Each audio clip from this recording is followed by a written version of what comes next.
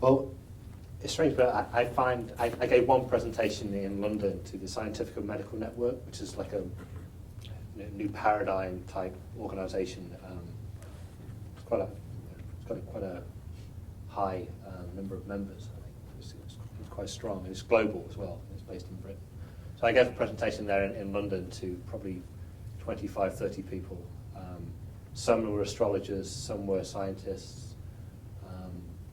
and people from other fields. And I found there that both the astrologers that were there and the astrologers I spoke to who knew other people, the astrologers were the ones who were the most armoured against the perspective in the book. Maybe armoured is a little bit too strong, but they were. Every astrologer seems to have, or groups of astrologers seem to have their. I don't know. I spoke to one of the astrologers there was very into psychosynthesis, the Huber approach, and was coming from that perspective, and another astrologer was coming from another perspective, and it seems to be that there's a sensitivity within the astrological community there to a wariness of new perspectives. I don't know why the field like that. I don't know, but I mean, really, it's one of the reasons I felt that I had to come here. I mean, there was a phase in the late '90s, early 2000s when every book I seemed to read was written by someone in the Bay Area, and for me, I needed to have, I needed there to be a focus on a new worldview, on the evolutionary transformation that we're in, the spiritual transformation. I needed that as much as I needed to do astrology. Someone once asked me if I had to choose between Jung and astrology, which would I choose? I said I'd choose Jung, because just astrology without this, without it serving a deeper spiritual unfolding, for me, doesn't hold any interest. So there's only been one review so far, which is very positive, in the Astrological Association of Great Britain. But I had some contact with the reviewer, and I met her at the presentation I just mentioned. So she was very open to that, but she knew of other astrologers. Like she said, some psychological astrologers were, speaking now of Archive, the Archive Journal, they didn't like the fact that we said archetypal cosmology is a new discipline, that they didn't see how it differed from. So there was that, which surprised me a little. So that's my only impression. I haven't had a lot of feedback so far, so I don't really know. I don't anticipate that it's going to be warmly embraced in the UK in the schools that you mentioned, with more traditional approaches and divinatory approaches to astrology. I mean, for me, I'm very happy for different forms of astrology to coexist, and so I just think it adds to the richness of the field. How do you think you got the inspiration to flower in the way you did? Coming up, was it the Joseph Campbell television programs series, the interviews? Yeah, did that play a big role? Or I mean, I had powerful spiritual experiences when I was 16, 17, so I was quite young, and I was reading Jung's collected works when I was 18, 19. I saw Power of Myth, I think, in maybe 1990, Campbell's Power of Myth. So these were all, powerful catalysts for me. And then I had a draw to America as well. My wife and I traveled around America for 3 months in '99, just did a big tour of them, in the western states. We had a month in California.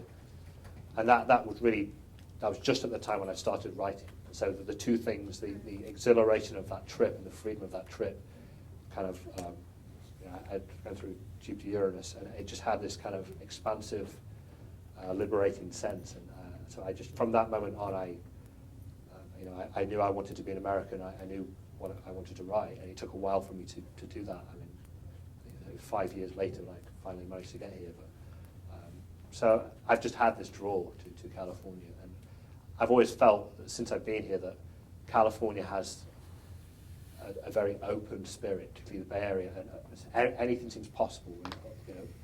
People are willing to entertain diverse ideas and have this spiritual openness, a sense of possibility. And I felt that California carried the spirit, and Europe, for me, carried the soul. You had the tradition, you had the... I used to be in California in the sunshine, and I used to be imagining like a wet, cold wall in Europe, very old, you know. And so going backwards and forwards as I have for the last few years, I felt there's been soul spirit, you know. And each time I go back to Britain, I feel this sense of being closed off and weighed down and kind of a deadening. But yet I'm enriched by, you know, go to Paris and go around the art galleries or whatever, and just have this sense of stableness that I didn't really have when I first came to the Bay Area. And then, you know, then I come back to the Bay Area and have this like exhilarating openness again. And so I think there's been a process working itself through me, that, you know, trying to integrate this soul and spirit, and you know, it's obviously still happening. So I'm still going backwards and forwards now. So. I hope that addresses what you. Thank you. There's one question back there. So it seems like there's a critique against astrology, or one big one is the correlation between is the physical matter, planets, and something internal or in our lives.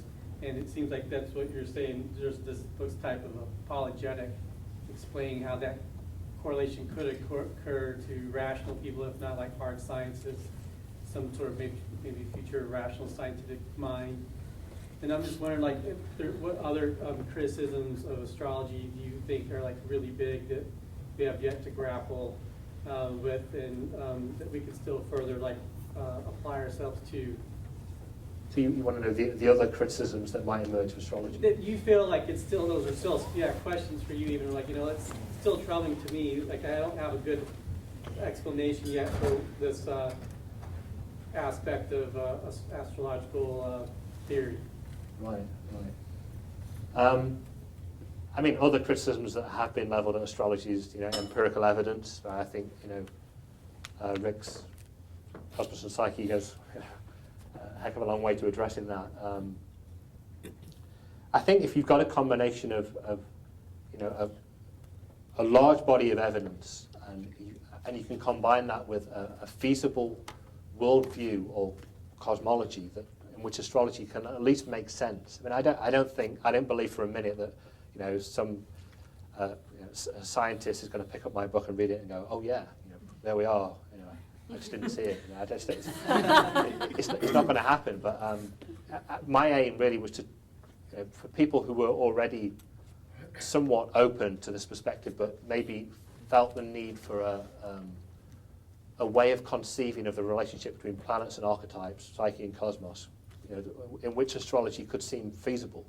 Because, you know, in terms of the material influence of a planet, the physical influence of a planet on the human body, that form of linear causal, material causal explanation seemed to me not compelling. I could see why people would reject astrology on the basis of, you know, the forces emitted by Saturn that then, you know, comes down and affects things on Earth. I just didn't see it in those causal terms like that.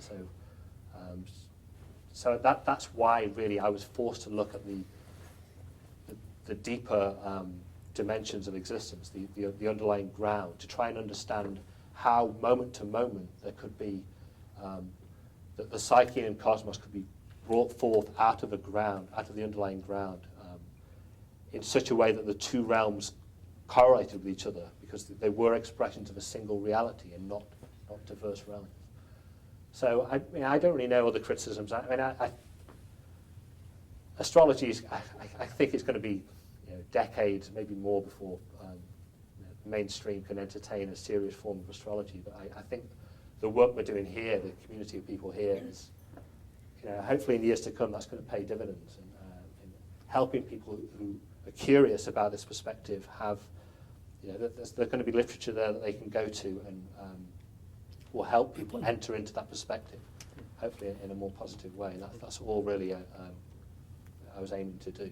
When I was writing a book for, you know, my target audience wasn't necessarily astrologers, you know, maybe to a certain extent, but I was, you know, spiritually aspiring people, you know, spiritually open people I was writing to who, you know, people interested in personal transformation, even cosmology or new worldviews or Jung, or, you and mythology particularly. My focus really is more mythological than astrological, I would say.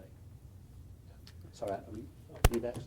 I don't know who's next, yeah. I think I was. I think Yeah, you, yeah, Nicola yeah. first. I just want to say first that I'm very excited to read your book. I haven't read it yet, but it was a beautifully articulate summary, and I'm just struck by how many of the issues and ideas and themes that seem really present to me right now and essential for me to explore in my own dissertation are addressed in your work. So definitely feel a deep resonance with at least what you've articulated just now. And I had a couple questions. One, a further question about the writing process, and I'm sort of following on what Richard was asking. Did you feel like you could sit down at any moment and write? Or did you feel that in some way there was a movement, a deeper cosmic movement, or however you want to conceive it, that unfolded with a kind of organic patterning through you and within you? I think it was both. I mean, I was obsessive, so I used to sit down every day and write. But some days you feel like you're not making any progress, and you wonder why you spend that day writing. But there were certain times when I just had bursts of I get a chapter done in a week or something, and when I'd been spending 3-4 months doing a few paragraphs, and so there would be periods of flow and periods of struggle, I guess. But because it took 11 years, I read it through a lot of different transits. I didn't do too well when I had Pluto-Saturn transit. Other things to deal with, but when that it came out of a Jupiter-Uranus transit, really. And so you had that initial excitement. I don't know. I say it was mainly a daily labor. It's what I did every day. Probably for at least 8 of those years, I was writing every day. So really, I didn't think, oh, what are the transits now? I should write. I just got up and wrote. But I was thinking Rick's art of writing classes on Saturdays, and I often think back to that, which it was helpful for me. I was deep in the writing process when I sat in on that class. For me, one of the things Rick discusses, I remember, is having like a setting to write. You kind of have not a ritual, but you set the mood. And for me, I just didn't have that. I just used to write anywhere. I used to, cause I'd be here with no computer, for example, and I'd just be writing stuff down in notepads, or I'd be in a hotel room, or with a laptop. It was just. At one point, I spent a year writing. I was living in Jennifer's house, and she was having construction, so there was like drilling and hammering, and I learned to write on that, and then I was writing when my son Lucas was born, and there was baby screaming. So I learned. I think I just developed a concentration that could scream stuff out. It helps, and I'm a little bit deaf. But, so yeah, it's a good question. I didn't reflect too much on the process. I say it was an obsessive thing, so I just went on. Yeah.